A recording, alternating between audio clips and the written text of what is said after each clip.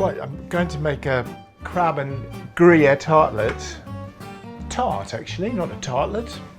It's a bit of a tartlet, it's not very big, but it'll be for 4 people. And I'm going to make it with short crust pastry. I have to confess, I bought this short crust pastry because I just wanted to do this quite quickly. However, in another video, I'm going to make my mum's short crust pastry with butter and lard. There we go. It's about the right thickness. Just try it as you roll it to try and get things fairly even consistency. So I'm just putting the pastry into this oiled tin just to stop it sticking. Push down the edges like that. And then I just like to roll the top and get rid of the excess.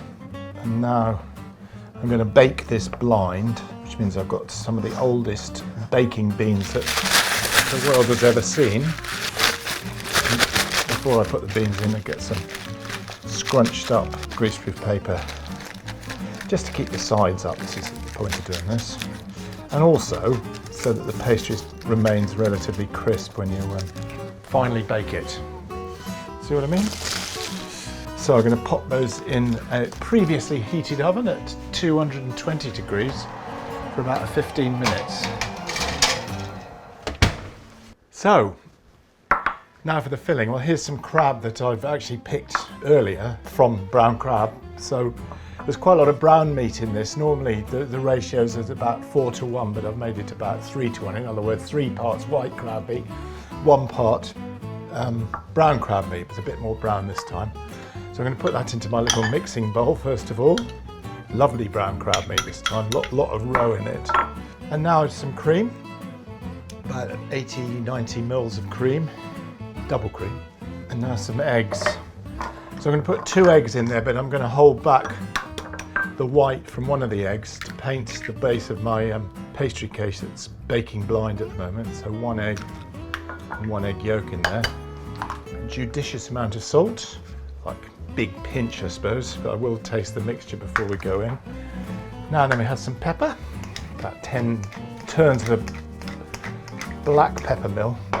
And lastly, because I like a little bit of heat, a little bit of cayenne pepper in there. So just mix that up. And that's now ready. Lovely egg yolks here. Look at that colour on those egg yolks. There we go, that's ready to go. So that's the filling. And now just wait for the blind bake, which is going to take another 2 minutes. So, most importantly, a little bit of a taste. I think I'll taste a little bit more cayenne in there. Oh, that's delicious.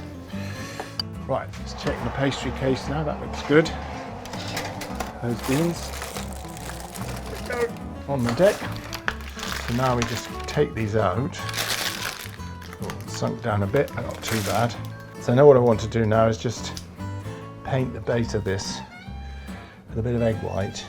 Just going to pop this back in the oven now just for about 2 minutes because it'll crisp up and the egg whites will act as a sort of membrane, an egg white membrane to stop the tart seeping through the pastry before it cooks out.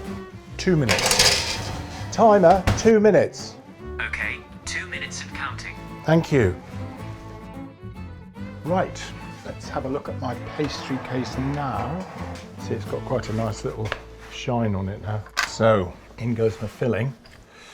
Don't know if this is going to overlap a little bit, but I'll have to make a little tartlet if it does. Well, it's almost there, just slightly overdone it. And now on top of that, about 50 grams of grated Gruyère cheese. It's going to taste exquisite. Back in the oven now, about another, I'd say 15 minutes.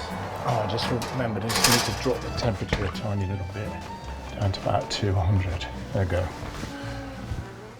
So the tart is nearly ready according to my timer. So I'm just going to make just a tiny little salad, just a few hearts of romaine leaves, that's all. Just break them up a little bit.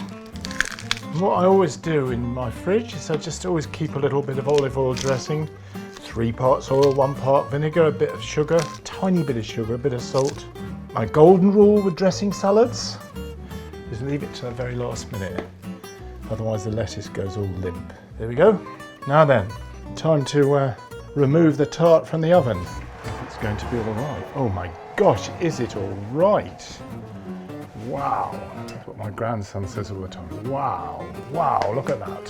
So I've used a, I don't know what you call it, a sort of loose tart so that I can easily push it out. Comme ça. That is looking absolutely lovely. Nicely cooked. Still just a little bit runny inside, but basically sheer perfection. I would say this was a nice lunch dish or light supper.